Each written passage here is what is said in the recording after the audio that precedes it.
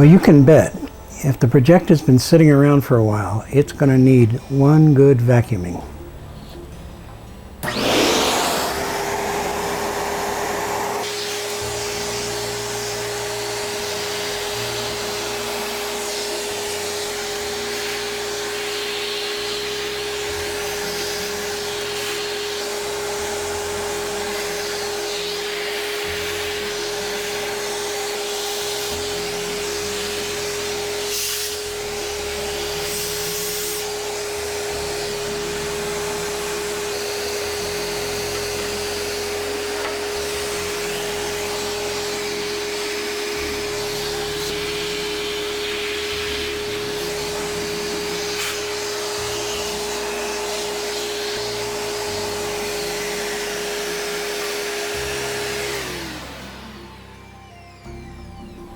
Now, once you're done vacuuming, you want to finish off the job with an artist paintbrush, which you always keep handy when you do video transfer. Of course, you want to take the lens out so you can get to the guide.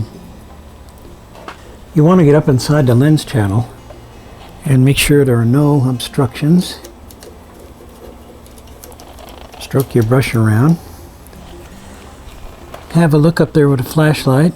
Make sure that your framer is completely clear of dust.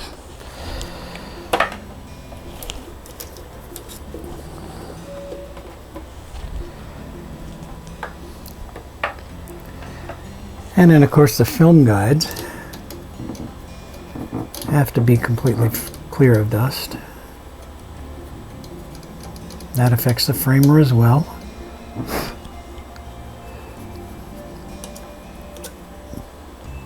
There's a square hole in the film channel.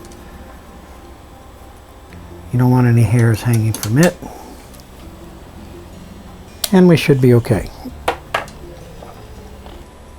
Next up, you want to clean the projector lens. Best quality transfer starts with the best quality picture. For that purpose, I use a lens cleaner that you would normally use on your eyeglasses. It does the job just fine. Now we're going to use a microfiber cloth. Give it a little spritz of the eyeglass cleaner and just get in around the lens. You have to wad it up pretty tight to get it in there. Make sure you get some cleaning fluid on it.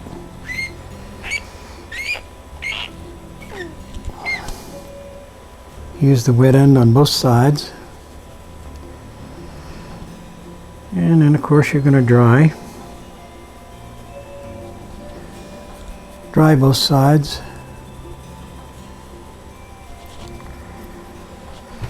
Make sure you're getting a good contact with the surface of the lens.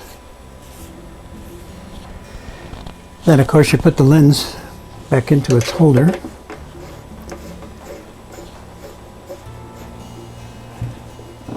And close it up for now. And now for the bulb. If you don't know the bulb is clean, you should clean the bulb. So you can do the bulb just the same way you did the lens. Give it a quick spritz of the cleaner. And get your rag and clean it off as good as you can.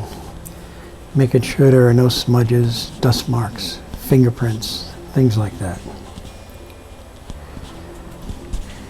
You could tell by looking at it that this is the side that has to face forward for it to project correctly, so that's the way you want to put it in. And of course you don't want to put it in there with your fingers, because your fingers could leave a smudge on the glass and affect the quality of the picture.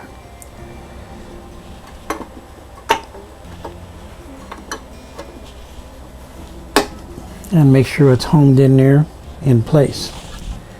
Now, something very, very, very important here. Don't ever turn the light on in a projector with the bulb exposed like this. Projector bulbs are very temperamental, and that can blow up in your face before you realize it. So you should always have your cover on the bulb before ever turning it on. And of course, it's never safe to stand above the projector looking down into the louvers as it is running. Again, if the bulb exploded, the glass shards could come out of those louvers right into your face. So be very careful about projector bulbs. So now with the projector all clean, it's time to fire it up and get to the real work of video transfer. I want my image to be centered on the edge of the table on which the projector sits. Reason for that is when I put the video camcorder next to the projector, I would only need a very, very slight angle to get to the center of the image. What I'm doing now is adjusting the focus ring on the projector to get the crispest image I can, and that'll be my setting to start with. Now, ideally, I want the projected image to get to the screen in a truly horizontal path. So I'm going to get a measurement at my center line of my lens.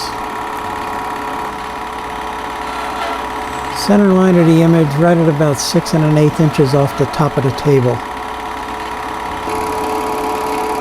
Knowing where the center line of the projector lens itself is, we can move to the other side and see where the center line of our projected image is going to be and try to match the two. Now measuring this side, we seem to be right at about 6 1/8 level. A little bit on the minus side, won't hurt anything, so it's close to horizontal.